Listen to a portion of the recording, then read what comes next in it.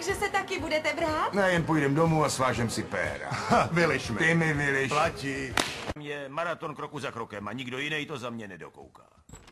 To je neskutečný, hajzl jeden. Jo, je to od něj sobecký. Jo, a já ho v tom jeho sračkovým filmu tak obdivoval.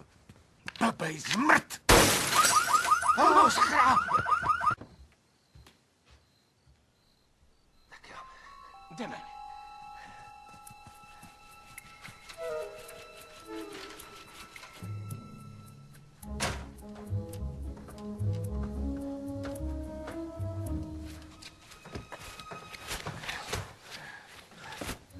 Sundej si tu pláštěnku, hrozně šustí. Starej se o sebe, nechci být od mrtky.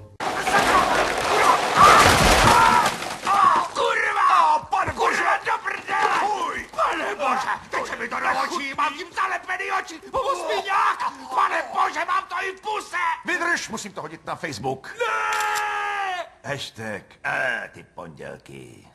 Pane bože! Omlouvám se, Promiňte, já nechtěl, bylo byla to to... nedo- Proč nikdo vás tu nemá rád? Viděl jsem, jak obědváte sám, jste ubožák. Pane Benete. Doufám, že chytíte ptačí chřipku. Pane Benete. Jo. A teď vám ukážu, vy čuráci. Fajn.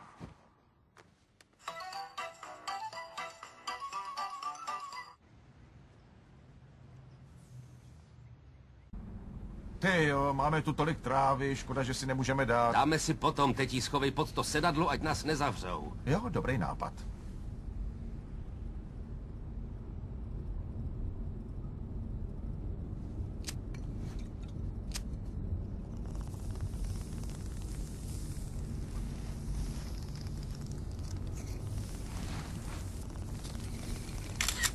Co to kurva děláš? Hashtag Ted hulí péro. Ty to prdele, o co ti sakra jde? To je pomsta za tu laboratoř. Cože to byla jen sranda?